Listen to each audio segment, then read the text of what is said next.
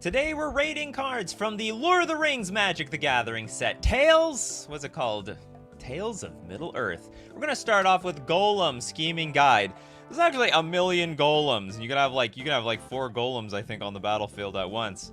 Black 1 generic, 2/1 Halfling Horror. It is a legendary creature. There's only one golem out there. When Golem Scheming Guide attacks, look at the top 2 cards of your library. Put them back in any order, then choose land or non-land. An opponent guesses whether the top card of your library is the chosen kind. Reveal that card. If they guessed right, remove Golem from combat. Otherwise, you draw a card and Golem can't be blocked this turn. What is that? What is this supposed to be, like the riddle part of, you know, like, Bilbo Baggins and Golem had like this sort of riddle war. It's like, what is on top of my library? Oh yeah, well, what is inside my pocket? I don't get it. This card doesn't look, it looks more gimmicky than playable. Opponent guesses the top card is right. Reveal the card if they guessed right. I don't know. Remove it from combat. Yeah, it's unreliable. That's not even attacking reliably as a 2/1 creature. It's fine. Yeah, word soup for flavor. This card is a flavor win, but playability, it's super in the gutters. All right, we need more cards here, people. We need more cards. How about let's look at a Frodo one. How many Frodos are there? Let's look at Frodo, Adventurous Hobbit. We have a black-white 1/3 Halfling Scout. Partner with Sam, Loyal Attendant. All right, so you can I guess we'll have to look up the partnered card. Vigilance. Well, it's a pretty pathetic Vigilance creature at 1/3. Whenever Frodo, Adventurous Hobbit attacks, if you gain 3 or more life this turn, the ring tempts you. Then if Frodo is your ring bearer and the ring has tempted you 2 or more times this game, draw a card. You get a little value out of here. I think this has more to do with the ring than it does, I think the mechanic is more important than, this actual creature. I don't know how good or bad this is going to be. I can tell you from experience with the dungeons and initiative that these mechanics are just straight busted. So when it attacks, you gain 3 life. If you gain 3 or more life this turn, the ring tempts you. I have no idea how easy or hard that's going to pull off. Should we get like, well, let's get the ring tempts you MTG. I don't even remember all the abilities. There we go. The ring! If you're the ring bearer, blah, blah, open image and new tab. Here we go. So this is what happens when the ring tempts you. Your ring bearer is legendary and can't be blocked by creatures with greater power. Whenever your ring bearer attacks, draw a card, then discard a card. Is this when it tempts you? Or whenever your ring bearer becomes blocked by a creature, that creature's controller sacrifices at end of combat, and whenever your ring bearer deals combat damage to a player, each opponent loses 3 life. Or is it this other thing?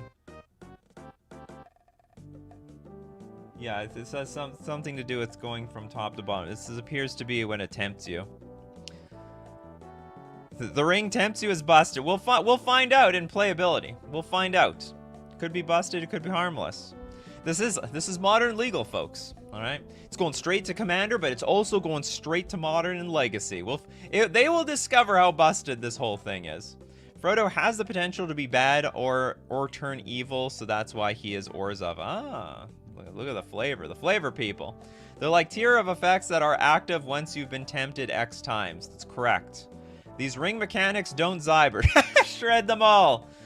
I cannot tell if this card is good or not. You get to partner with Sam Loyal Attendant, though. So let's go take a look at that one. Sam Loyal Sam Gamgee. So apparently, Frodo from the dark side can partner with Friendly Sam from Selesnya. White, green, 1 generic for a 2/4 Halfling Peasant. That's not bad for 3 mana. Partner with Frodo, Adventurous Hobbit.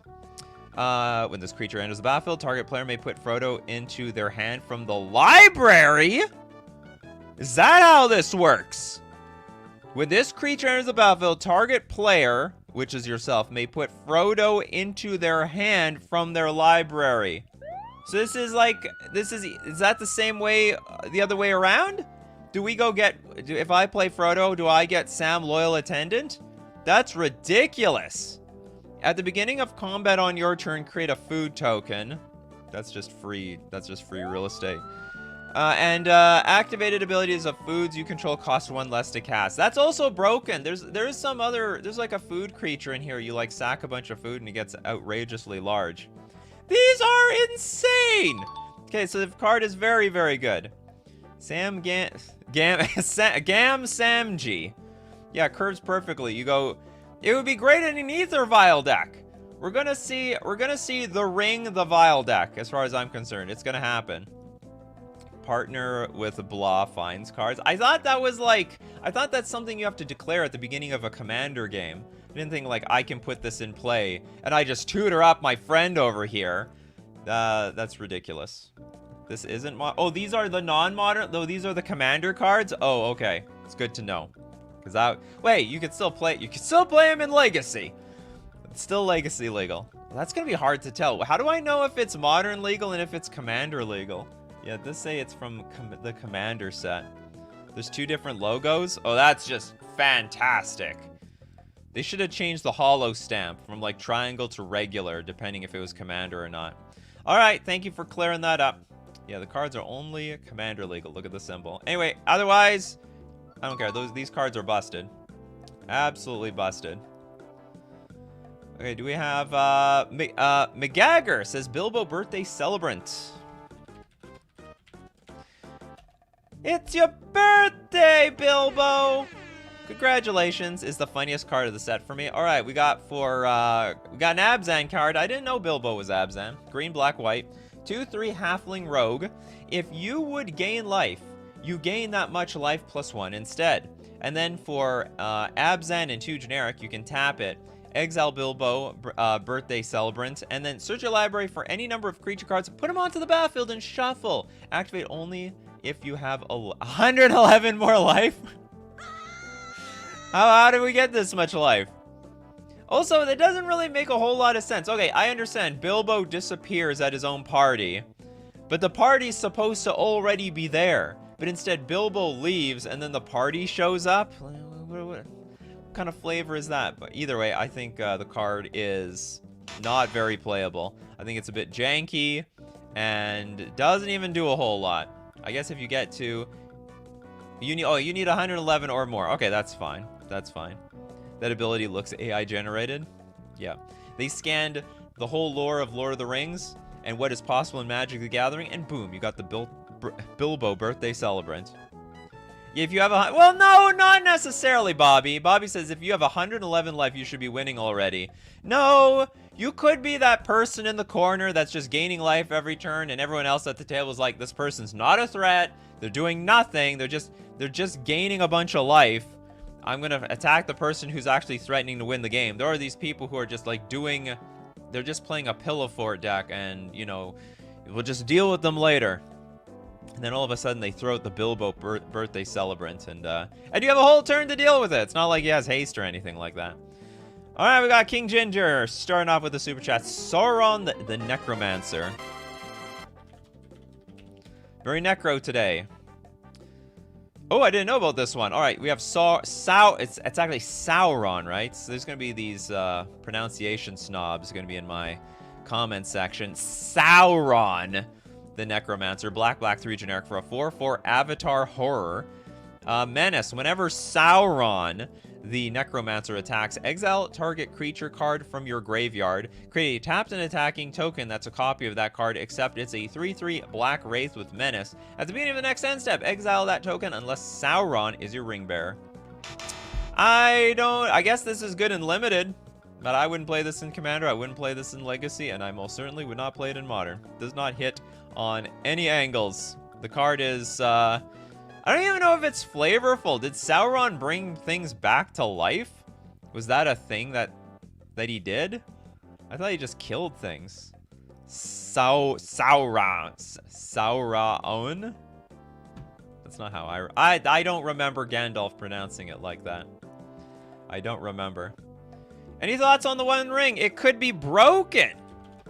It could be absolutely busted. Everyone's gonna try to break this card. That's It's what people are going to try to do on day one. I can tell you, this thing's good. It's a 4-mana legendary artifact that's indestructible.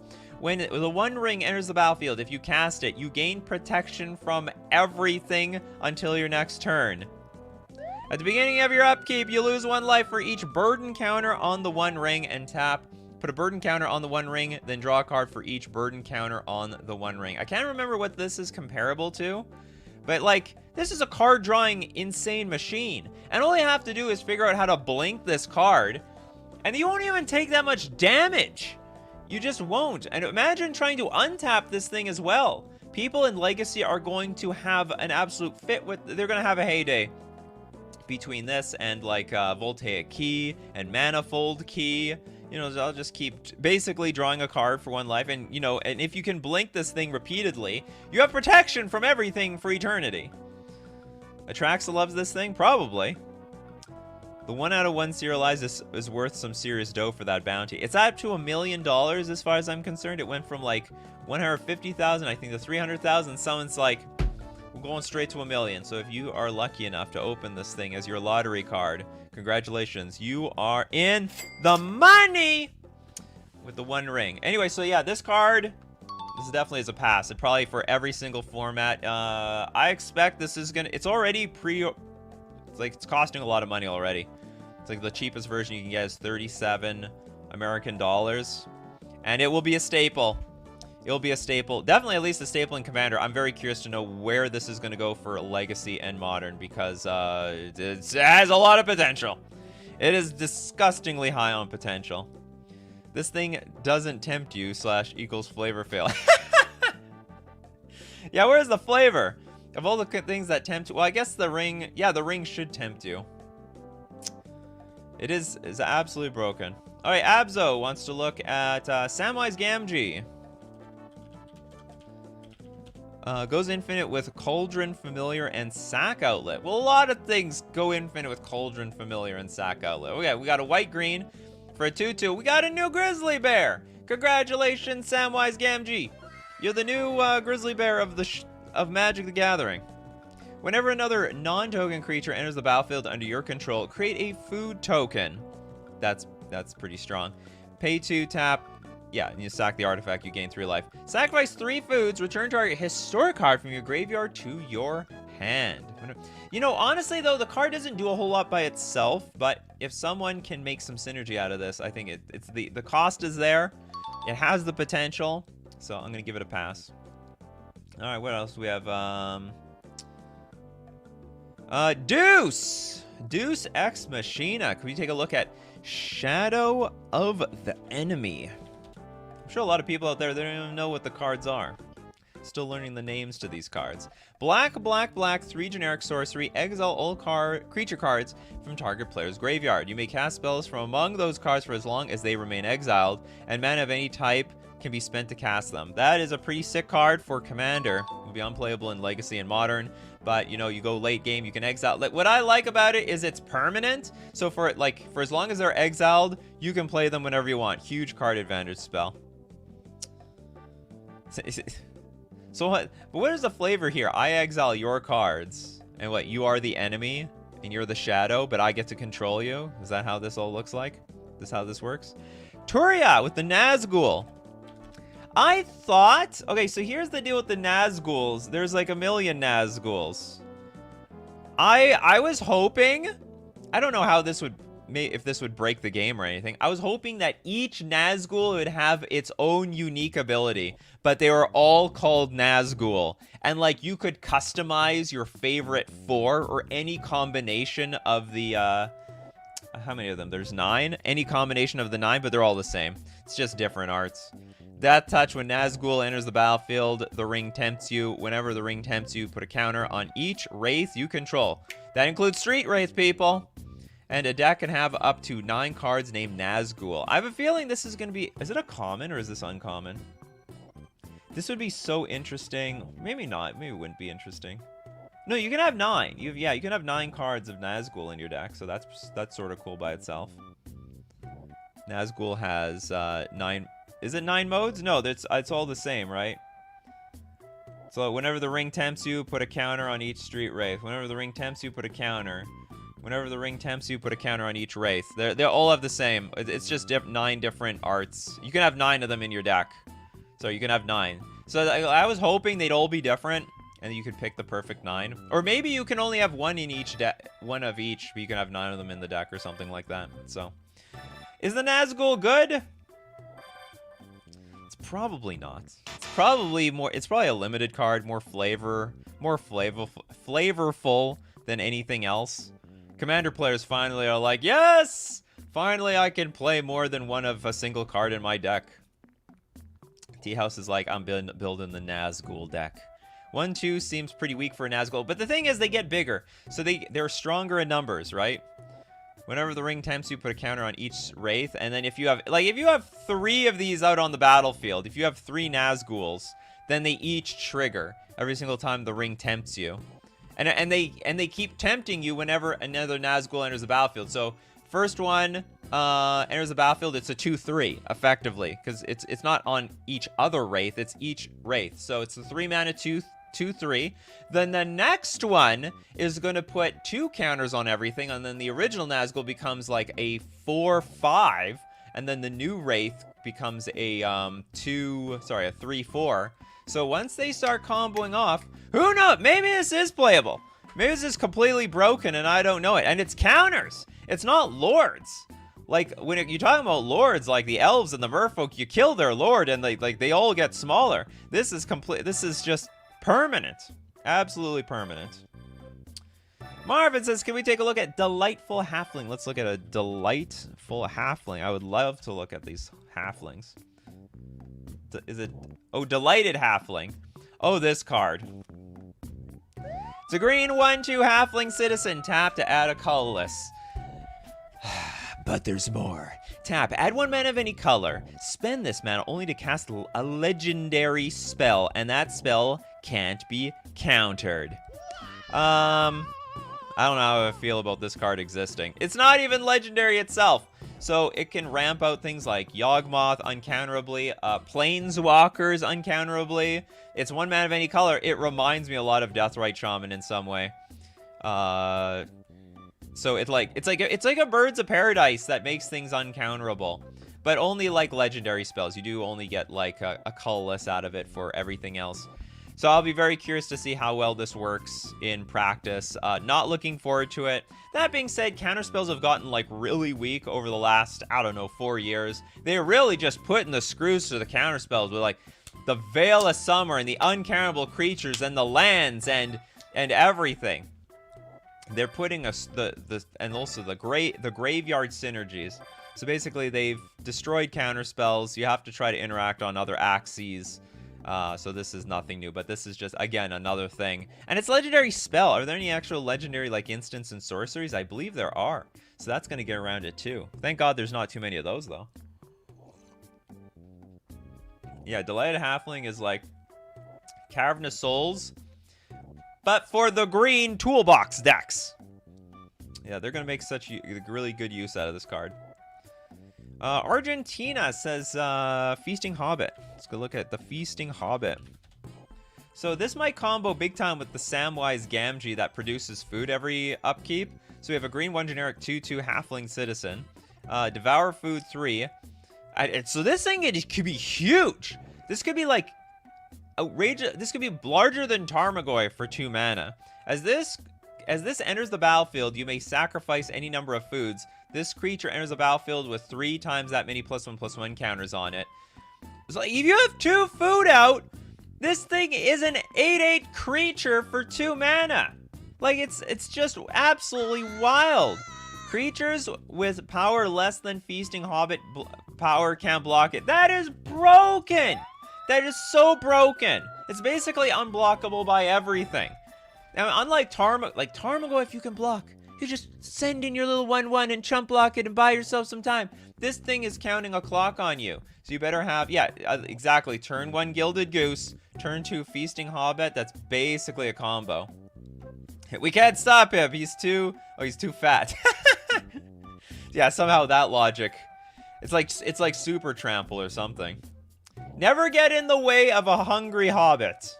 There we go. That's the flavor. You can't get in between a hungry hobbit and his breakfast, because there's breakfast, second breakfast. It's like third breakfast. Then there's, I don't think he knows about second breakfast, Pip. I don't think he knows about second breakfast. Yeah, sack gingerbread man. So it's possible this, I think this card passes. I would not be surprised if this card sees like some sort of modern play. Oh no, it's a commander card. Oh, they didn't let it go into modern. Ah, interesting. Okay, so this is, yeah, it doesn't have that symbol. Anyway, it's a good card. Maybe it's not good enough for commander. Are you commander players interested in this? It dies to almost everything. Yeah, not modern legal. Legacy legal though. But unfortunately, Legacy doesn't see a lot of food. Not a lot of food there. Alright, we got a super chat. We got fire here with the suit. Check out Saruman of Many Colors. Was he called Saruman of Many Colors in, is it Saruman? I don't know how to spell these things. Saruman. Saruman.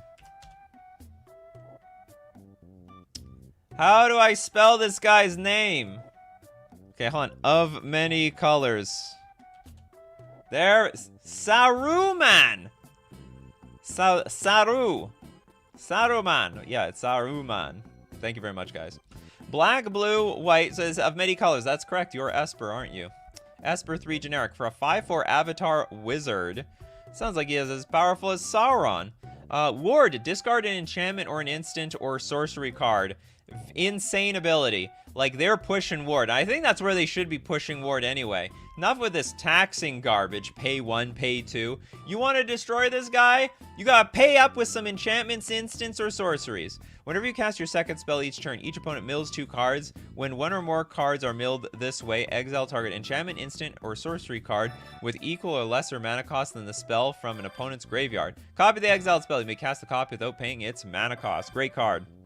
I think a lot of people are going to have a lot of fun with this thing. For all the people who likes to play with their opponent's spells, there you go. You got the Saruman of Many Colors. Takes control over using those Jedi mind tricks. Yes, they have Jedi mind tricks in the land of Middle-earth.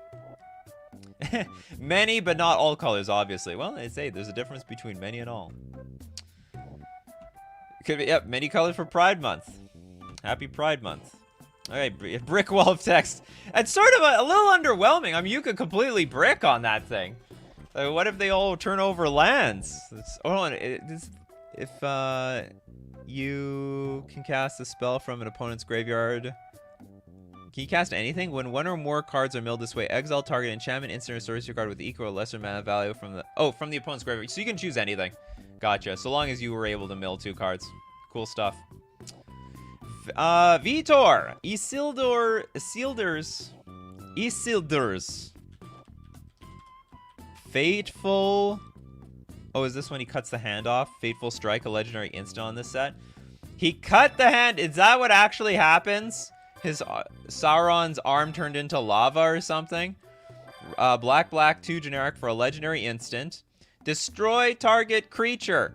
If its controller has more than 4 cards in hand, then exile cards from their hand equal to the difference. Oh my goodness. So you blew up Sauron.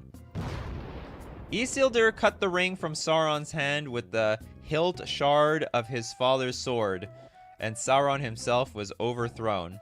That is so weird. If I were Sauron, I guess I would just keep the ring underneath a giant gauntlet so that would never happen. For as powerful as Sauron was, he was sort of stupid. He didn't really think that deeply here. His army sucked. He had to, like, basically do the work himself.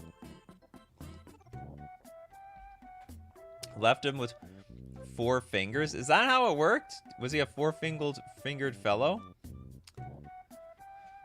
I don't understand the flavor. So hold on, how many fingers got cut off? I thought like all the fingers got cut off. He was too arrogant. That's how it is. Too hot-headed for his own good. I mean, he is literally hot-headed. It's like a volcano is coming out of his head. It's called hubris, not stupid. The hubris of Sauron. I'm still not getting. It's kind of the trope for big bad to get overconfident. Yeah. And he almost came back, too. 4 finger. Oh, so there's 4 fingers that cut off? So if the controller has more than 4 cards in hand, they exile cards from their hand equal to the difference. Alright, so they have to leave them with 4 cards. I don't understand the leaving them with 4 cards. Yeah, exactly. Just a joke, but 4 fingers, 4 cards. It should be, if you have less than, like, you should have 7 cards in hand, but you lost 4 of them. You can't have more than 3 cards. You get it? Because you lost 4 fingers? Anyway, that makes more sense to me. King Ginger back with the super chat. Thank you so much. The Balrog. Truth be told, I don't know how Sauron works, actually. Hold on, which Balrog you want? Durin's Bane? They have so many Balrogs here. Look at all the Balrogs. You have 3 Balrogs on the battlefield. Okay, we're looking at Durin's Bane, though. Like, it was Sauron. Does his soul exist? I thought Sauron was in the ring, but then it seemed like he wasn't in the ring. Just a piece of his soul was in it, and like Sauron was somewhere else, just like reforming his body. Like I actually don't fully understand how Sauron's spiritual / physical state. I don't understand it entirely. If anyone can let me know how that lore works, let me know in the description. Okay, we got a red, black, 5 generic, 7/5 Avatar Demon. The spell costs 1 less to cast for each permanent sacrificed this turn. Oh, that's not bad. It's got haste. The haste! Oh my goodness. Okay, the Balrog, Durin's Bane can't be blocked except by legendary creatures, so basically unblockable. When the Balrog dies, destroy target artifact or creature an opponent controls. Very flavorful. Probably not that good. It looks very expensive. I have to sack like a ton of things just to get this thing cheap. So in general, it's just going to be a 7 mana creature. And I think even for a commander deck, I think that's a little too expensive. It's got okay abilities, but you know, nothing super crazy. If it dies, effectively, you get to take something down with it, like Gandalf. So anyway, but I don't think it is that good. So it's a no to me. So Pedgeman says Sauron put too much power in his ring, which was a blessing and a curse. Basically the same as a Horcrux in Harry Potter. Lord of the Rings fans will hate me for this comparison, but I understand it. Thank you very much. I needed that comparison. Jacob's like, Tommy, I had to look up Tom Bombadil. So apparently this guy puts the ring on and it does nothing. Oops. Tom the Bomb Adil. So according to Google, this guy put the ring on, is like, oh, that's very neat, and they took it off and it did nothing to him. So he might be a god. So Wizards of the Coast is trying to imply this guy is a god. They're trying to clear up the lore on Lord of the Rings here on this card itself. So we have a green, red, black, blue, white, and white card for a 4/4 god bard. As long as there are 4 or more lore counters among sagas you control, Tom Bombadil has hexproof and indestructible. Whenever the final chapter ability of a saga you control resolves, reveal cards from the top of your library until you reveal a saga card. Put that card onto the battlefield and the rest on the bottom of your library in a random order. This ability triggers only once each turn. For all the people that love sagas and want to make a saga deck, Saga Tribal, there you go. You have your commander, Tom Bombadil. Is this even playable? So, like, as long as there are 4 or more lord counters among sagas you control, that is never happening. Not in any competitive format. He is by far the oldest being in Lord of the Rings. Bard. How many Bard there is? I don't know, not many. But how many gods are there in Lord of the Rings? Like, none, right? I don't think there's any gods. They're all elves, they're avatars, they're powerful wizards and beings. Oh, you heard that sound, right? We're going to rate more cards. But we got to thank our sponsor, FusionGamingOnline.com. You know where to get your Lord of the Rings cards. You want to pre-order any of these sweet new cards for your commander deck? You're going to get itching for Modern. You're gonna want to get them at fusiongamingonline.com. Why? Because it supports the channel. That's why. And you can get 5% off all your Tom Bombadils and Balrogs and so on. But use coupon code Nikachu at checkout to get 5% off all your purchases. We're also gonna thank Mana Traders, the premier place for renting Magic cards online. Why would you want to rent Magic cards online? Because it's cheaper. All these new Lord of the Rings cards, you don't want to buy them and find out that they suck. Rent them first. Find out if they actually work for your deck. And then once you know they work, then you can buy them in paper at fusiongamingonline.com. But if you want to support the channel, you can use my my Mana Traders link in the description below, or save 10% off your first 2 months using coupon code Nikachu _PG2 for 10% off all your purchases at Mana Traders.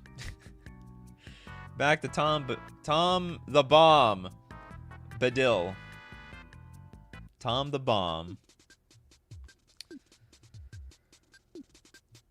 Alright, Tom was not in the movies. Yeah, apparently that was a great injustice to the movie. I guess he's just totally irrelevant. As a film major, I do understand that when it comes to movies, they try to cut out anything that's not relevant to the plot, and I guess Tom just was completely irrelevant. It's just sort of a side story that goes nowhere.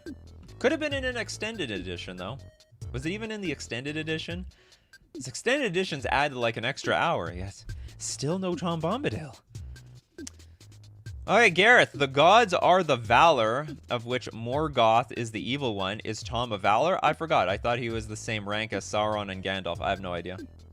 Apparently he's a god, though. Sauron is an avatar. Pejman says, hey, Nikachu, Farmer Cotton looks quite funny and asking to be broken. Farmer Cotton! It goes infinite easily. I mean, with Ashnod's Altar. Also gets infinite with stuff that gives improvise or convoke, does he? Alright, we got a green, okay, white-green X, 1/1 halfling peasant. Not really excited about that casting cost. When Farmer Cotton enters the battlefield, create X 1/1 white halfling creature tokens and X food tokens. Card scales! Like, maybe a control deck might want this, but still, it's a sorcery speed, just make a few tokens, like, you're basically tapping out for like 2 1/1s and some artifacts. Okay, it has potential, but it has to be proven to me. Like, the more mana you have, the more this scales, but the less mana you have, this card just sucks. It's like you need to be really heavy on mana to make this card work. Okay, Steve Cooper, Flowering of the White Tree.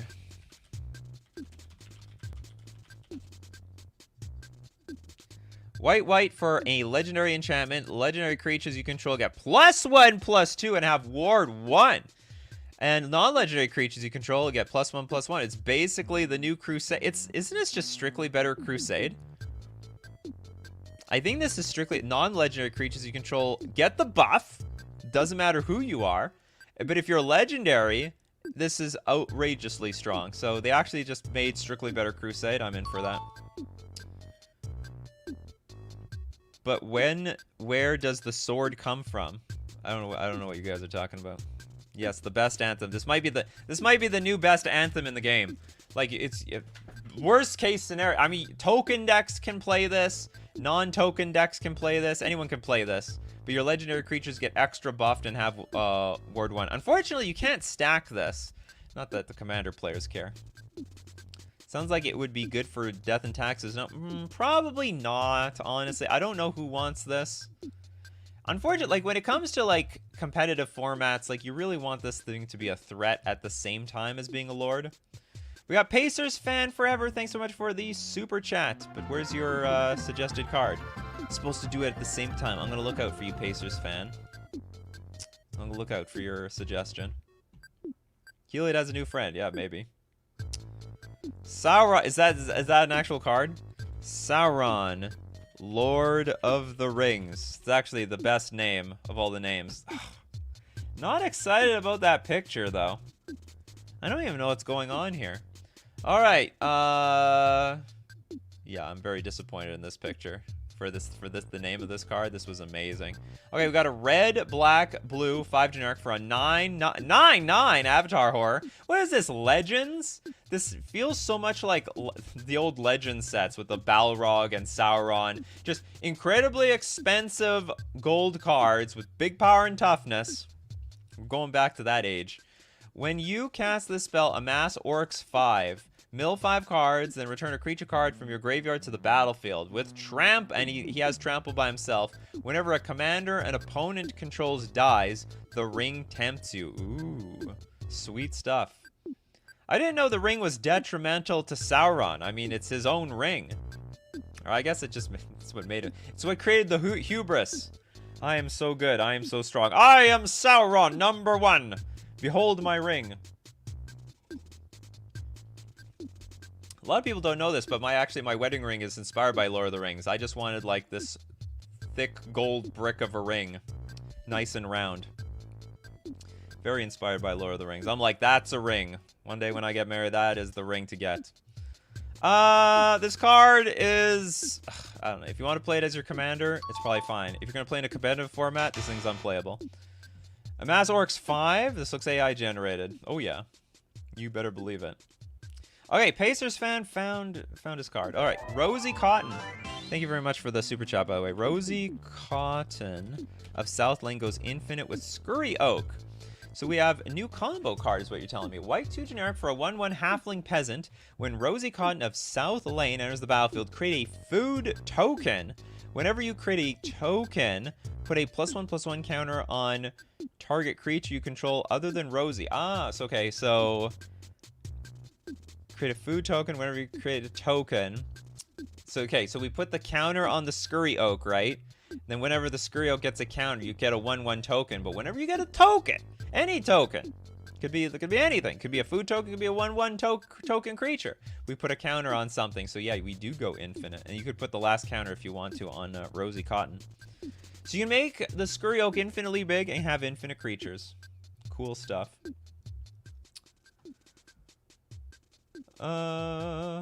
Bill the Pony.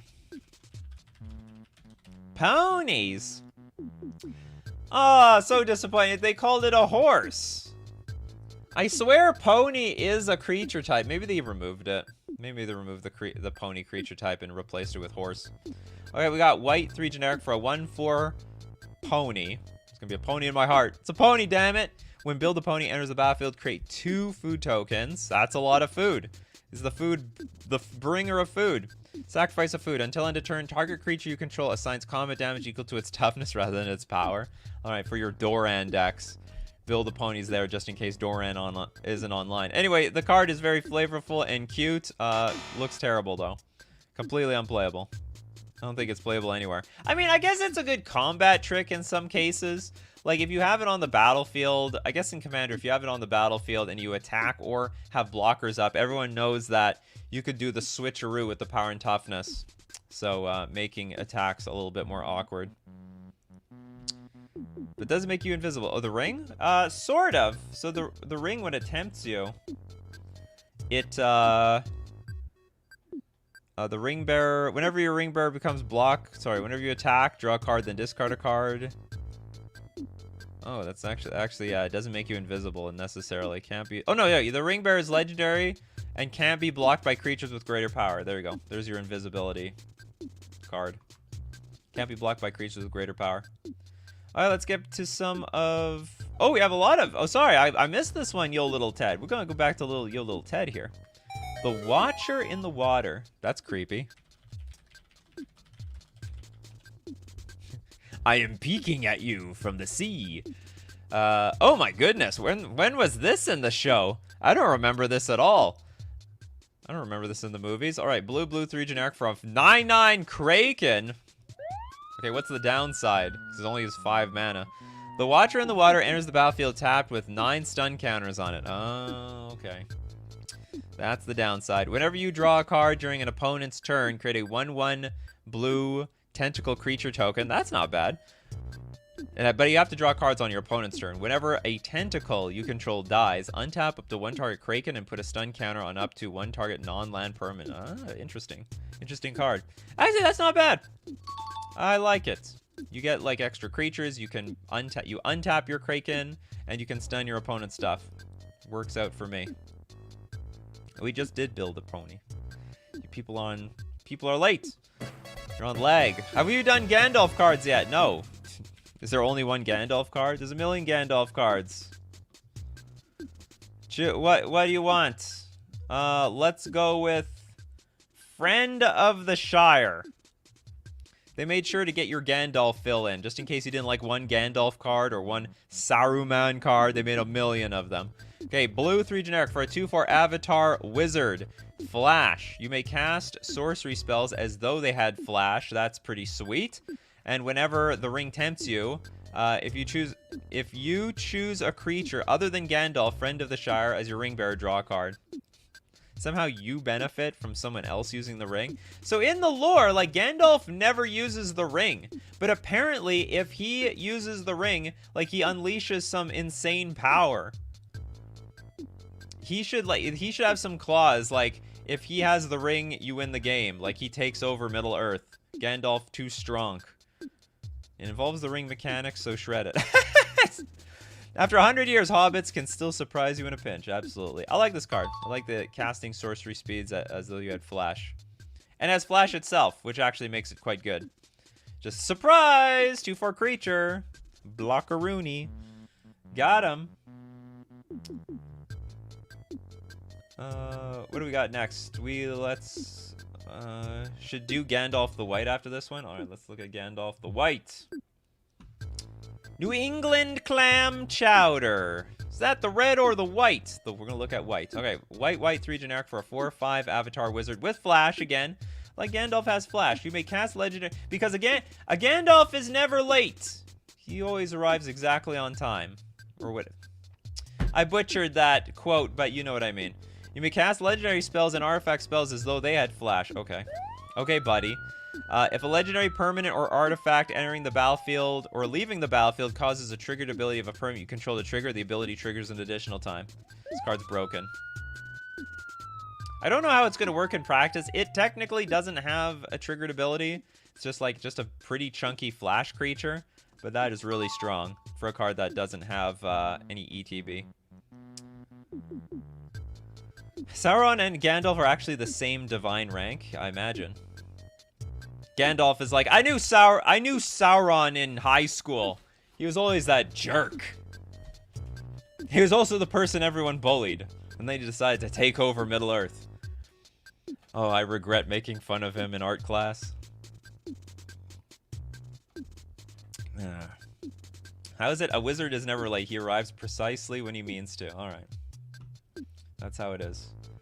Vitor, Shadowfax. Is that the horse? Shadowfax. Red. So white, red, 3 generic for a 4/4 horse. Horses you control have haste. There you go, horse tribal players.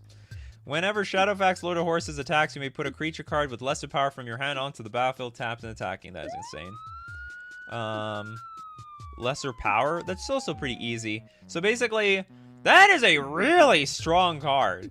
Now it's like 5 mana, which is a little out of range for maybe being like a playable card in competitive Magic. But basically, you put a 4/4 in play, you attack with it, and then you put something else directly onto the battlefield, tapped and attacking. So it's going to be at least 4 damage, probably more. We're probably looking at like 8 damage from this card. 7 to 8. Yeah, he will show us all haste. Oh yeah, hold on, that's it. That was a thing, right? That was like an Easter egg. He will show us all haste, and then it puts the... Or he will show us the meaning of haste or something like that, and then they have it here. They can attack and tap as though they as soon as they come under your control. Like, they didn't have to put it there, but because Shadowfax will show us the meaning of haste, we have it. Winota is better? Yeah, you're probably right. Alright, let's look at some more. We got we did the Gandalf cards. Stetson, thanks so much, Stetson. Stern Scolding. Otherwise, a very small donation. Oh, I appreciate it. Stern's Golding. So this is the new counter spell. It's the new spell snare. 1 blue instant. Counter target creature spell with power toughness 2 or less. Nails a lot of cards. I mean, I can't say this is a bad card. This is a toolbox card from here on out. So it's probably gonna see sideboard play. Maybe you'll see some main deck play, depending on the format or the meta game. But definitely a toolbox card, instant staple, I think, for all blue decks. When you're on the draw and you need to deal with like Stoneforge Mystic and other types of cards, Dragon Rage Chandler, and I think it's going to count the card as it is in your hand or on the stack than it is in play. So no matter how big your graveyard is, you're still gonna hit like a Dragon Rage Channeler like it's a 1/1. So this is a great card. Fool of a Took! This is a serious journey, not a hobbit walking party. Throw yourself in next time, and then you will be no further nuisance. Now be quiet. He should have just thrown him in and then used his magic to like bring him back. Yo, little Ted, thanks so much for the super chat. Doors of Durin.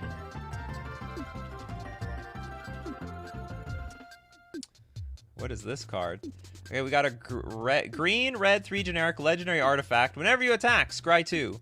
Then you may reveal the top card of your library if it's a creature card. Put it onto the battlefield tapped and attacking until your next turn. It gains trample if you control a dwarf and hexproof if you control an elf.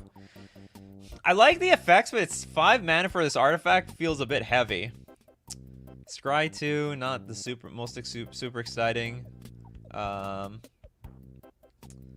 You know,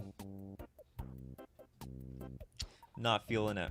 Not feeling it. I don't even know. I don't know who the hell wants to play with this card. So until your next turn, gains trample if you control a dwarf and hexproof if you control an elf. Maybe, I don't know. There might be something better to this that I have no idea. Cheating Blightsteel, is that how it works? Oh yeah. Oh, I see. You put it onto the battlefield tap. Oh, okay. Somehow I just completely missed the battlefield tapped and attacking. Oh yeah, all of a sudden this card looks pretty good. Whenever you attack, scry 2. Is it only one trigger? Like if you attack at all, you scry 2, or is it do you get a trigger for each attacking creature? I imagine it's like whatever. It's probably just for attacking period. Yeah, if it's a creature card, put onto the battlefield tapping and attacking until your next turn. It gains trample if you control a dwarf, hexproof if you control an elf. Yeah, so you better stack that Blightsteel on there. Still, you know what? Like that's like a best case scenario. I don't know how to evaluate this card. You could cheat a Blightsteel, or you'll find nothing. And it's like a 5 mana do nothing. That's when you declare attackers. All right, I declare I will attack. Okay, let's look at the top card of my library now. I will say, when you're a creature-based deck, it'd be nice to just scry the garbage onto the bottom and just keep finding like more good cards. How does Stern Scolding work with XX creatures? The power and toughness of those creatures will change when it's on the stack. So if it's like X per how much mana you spent, if they spend 5 mana, then it's a 5/5 creature on the stack. Good question, Pedgeman. Great question. All right, we got what do we have next? Timmy, Treebeard. The trees are so old. Nothing like a big old hairy log, eh? Ew. Alright, white, green, 2 generic for a 0/5 tree folk with trample. Oh, this is like a bit of a joke. Look, I have trample, but I'm also a 0-power creature.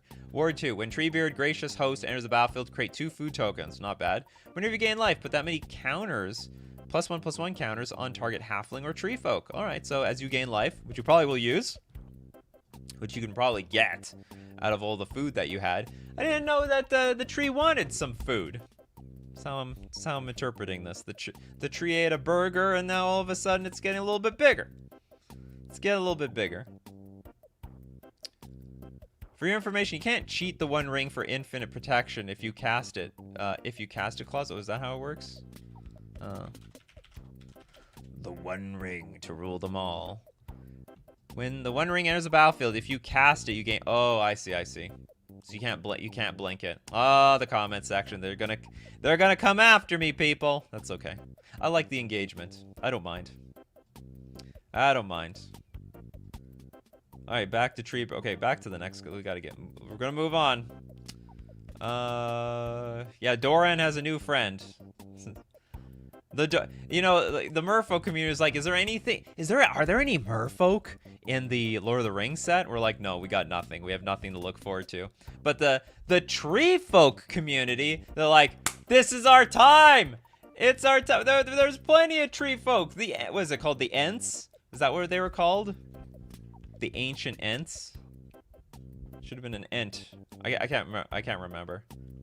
I don't know enough about the lore. Okay, Dawn of a New Age. If you're from the Doran tree folk community, let me know how hyped you are for the new Lord of the Rings set. Dawn of a New Age. White 1 generic enchantment. Dawn of a New Age enters the battlefield with a hope counter on it for each creature you control. At the beginning of your end step, remove a hope counter from Dawn of a New Age. If you do, draw a card. Then if Dawn of a New Age has no hope counters on it, sack and you gain 4 life. Well, that's not good. Enters the battlefield with for each creature at the beginning of your end step. It's like, it reminds me of that card where at the beginning of your upkeep, you remove a counter, you gain some life, but in this case, you actually draw cards. For each creature you control, at the beginning of your end step, remove. So you get the card immediately. I think this is a pretty cool card. I think this is really good. I don't know who's gonna use this, but someone gonna use this. It looks really playable. You just need, you only need like, I guess you need like 2 creatures out to really benefit it, get a benefit from it. If you have no creatures, I guess it's the Monarch. It's the Monarch. It was the Ents. The Enta. Yeah.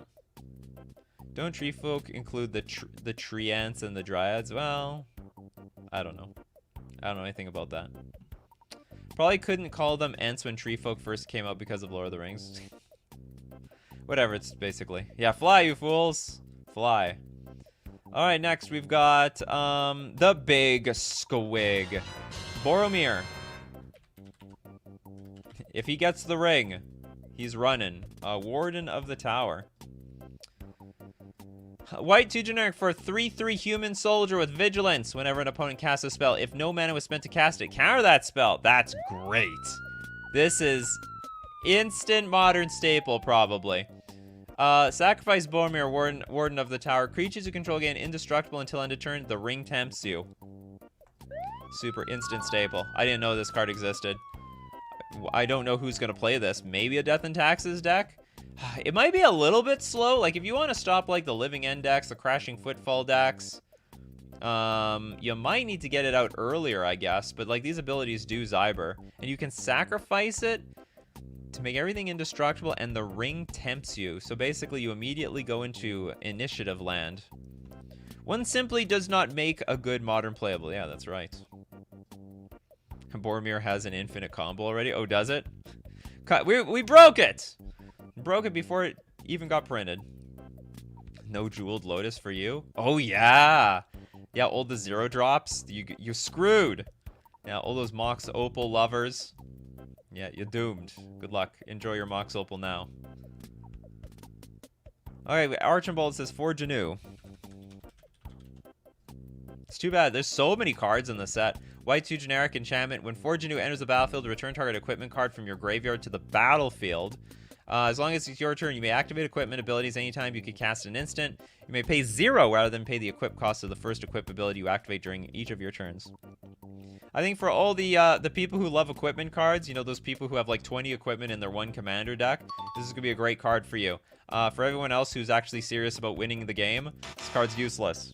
Equipment are so bad. It's such a clunky mechanic now. I mean, to make equipment playable, you really have to make it like, I don't know, equip cost 0 or 1. Because, like, or like, the best equipment in the game now just come with a creature on it, like Batter Skull and Coldra Complete. Everything else is, like, very close to unplayable. Shadow Spear gets a pass because it can be found with Urza Saga. But that's it. That's the only one. In Hammer Time. I don't even think Hammer Time's going to use this card. I mean, maybe? In his battle, return target equipment card for your graveyard to the battle. Like, maybe? Maybe it could be a sideboard card. Yeah, maybe it's a like against any deck that uses engineered explosives and blast zone to blow up all the hammers. So you just forge anew, get it right back.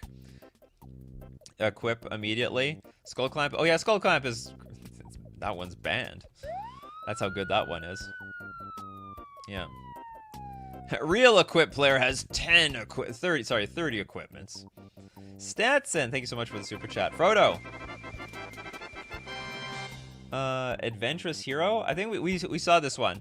This is Adventurous Hobbit. But I'll tell you what, for your we said this was broken, but then I found out it's only playable in Commander, so it's less broken. Let's look at another Frodo then. Oh no, maybe you wanted this one. You like determined hero. You're blurring the two together. All right, we got a white 1 generic 2/2 halfling warrior. When Frodo, determined hero, enters the battlefield or attacks, you may attach target equipment you control with mana value 2 or 3 to Frodo. Could be broken. It's possible. As long as it's your turn, prevent all damage that would be dealt to Frodo. That's very good. Could they play this? I don't think they have room in the hammer deck, but maybe. Hold on, there's that card. There's a battlefield or attacks you may attach. Attacks is really important. You may attach target equipment you control with mana value 2 or 3. Oh, it has to be mana value exactly 2 or 3. So no hammer allowed. So only swords. Yeah, no hammer for Frodo. You can pick up a tiny little sword, but you can't pick up a Colossus hammer. Wow, otherwise they would see play. Because there's that other card. It's like white for a 2/2, enters the battlefield, equip it with anything that's on the battlefield. Frodo's heart flamed within him. He drew his sword and advanced. I can't remember why. Why is it blue for Frodo?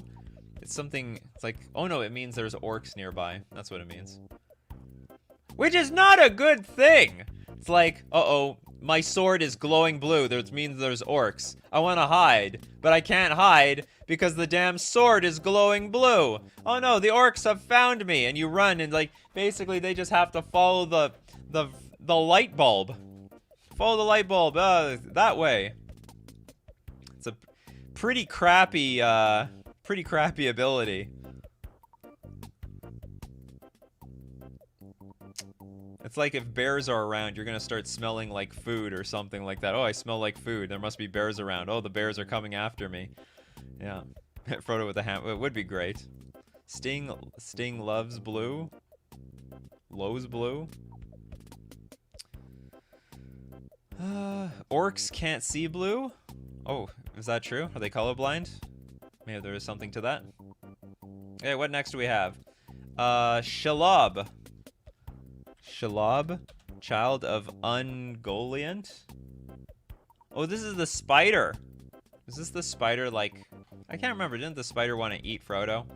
Green, black, 4 generic for an 8/8 spider demon. Arachnophans. Here you go. You got your spider. Death Touch, Ward 2. Other spiders you control have Death Touch and Ward 2. That's insane. Whenever another creature deals damage, or whenever another creature dealt damage this turn by a spider you control dies, create a token that's a copy of that creature, except it's a food artifact. What? With pay 2 tap, sack this artifact, you gain 3 life, and it loses all other card types. Okay, so the flavor is you get a token of some other creature. You should just get the creature and it turns into food. I think that would be more flavorful. Whenever another creature dealt damage, so whenever another creature dealt damage this turn by a spider you controlled, it should just be dealt damage or would die. If it would die, you get control of it and loses all other abilities and is a food. That makes sense to me. It can't be in the graveyard and available as a food source at the same time. That don't make any sense to me. It's spiders. Do I have a spider sound effect? No. I have an insect sound effect. That's the best I got here. Take it or leave it, people. Take it or leave it. Would you eat something a giant spider leaves behind? No, not really. Scott the Dark Knight says Moria. Marauder might find play. Moria... Marauder? Oh, the Goblin! Yeah, the red 1/1 double striker. Whenever a goblin or orc you control deals combat damage to a player, exile the top card of your library. You may play that card this turn. Yeah, it's like the new there was a card that also the new what's the goblin? It's just a 1/1 you deal damage to them and you get to put a goblin in play. But then they made a double strike version of that. So that's like this. but instead you get to cast cards instead of just putting them directly onto the battlefield. Yeah, maybe it's like Warren Instigator. Anyway, it's a good card. Where is that other? There's isn't there a super orc? Hold on, there's something archer. There's like a black archer. Maybe I don't know the name. It's supposed to be absolutely broken. It's like maybe the best card in the set. It's like enters a battlefield, ping something for 1, but if someone draws a card, you also get to ping something for 1, anything for each card drawn. But I don't remember what this card is called. Yes, the archer is good. Yeah, but we don't even know what it is. Yeah, I was thinking of Goblin Lackey. Well, it's not really a Goblin Lackey. Orcish Bowmaster. Okay, like, at first, I didn't think much of this card, but you know what? Now, it's a 1/1 for 2 mana with Flash, and the fact that when it enters the battlefield, it deals damage is good, is, like, really, really strong. And on top of that, it stacks, because if you have 2 Orcish Bowmasters, then you deal even more punishment whenever your opponent needs to draw an extra card than they draw at the beginning of their turn. So Flash, when Orcish Bowmasters enters the battlefield, and whenever an opponent draws a card except the first one they draw in each of their draw steps, Orcish Bowmasters deal 1 damage to any target, then amass Orcs 1. So, like, effectively, you get a creature, so it's like a 2/2, really, for 2 mana, and you get to snipe something off at 1 mana, and it's Flash speed. And if your opponent's brainstorming, they're screwed! They're just absolutely screwed. It's probably a legacy staple, too. They're just absolutely boned. You can kill off Delver of Secrets and stuff with this thing. This card is beyond broken, easy playable. Yeah, you amass. It's also, yeah, 2 mana for 2 1/1s. And so, like, if your opponent's in the process of a brainstorm, you get to deal 4 damage. You get to deal 4 damage and get 4 1/1s. Good luck beating that for the rest of the game. I feel like we didn't even scrape, like, any of these cards. Like, we didn't get that, like, is there an Elrond card? Any of the Aragorn cards? And the, I feel like there's a lot of characters that have been completely missed. But anyway, that's it for Coffee and MTG today. Thank you for being here. Looks like the set is going to be hot. It's full of really playable, interesting cards. How it's going to shake up the Modern Legacy metagame, who knows? How it's going to shake up Modern... Sorry, how it's going to shake up Commander, we'll have to wait and see. So, thank you for being here. Whoops. If you want to be here, be part of the show, you got to be here Monday to Friday, 11 o'clock a.m. Central Standard Time. Thank you very much for supporting the channel, everyone. Everyone who is here with the Super Chats, but also you're a member on YouTube or a patron on Patreon. I love you equally as well. And we got to thank the people, however, who show up in the morning for being part of the show, making the show what it is. Like MTG Fishery and Jay Jasober. Whoops. What do we got? We got Steve, Toilet Duck, Erland, Jay Sober, Crab Tribe, Cloud Partner, Jesse, Erland, Megager, Henrik. Thank you very much for being here in the morning with me. So as usual, my coffee crew, keep bringing up them coffees. We'll keep bringing up the magic. Take care of yourselves. And I will see you.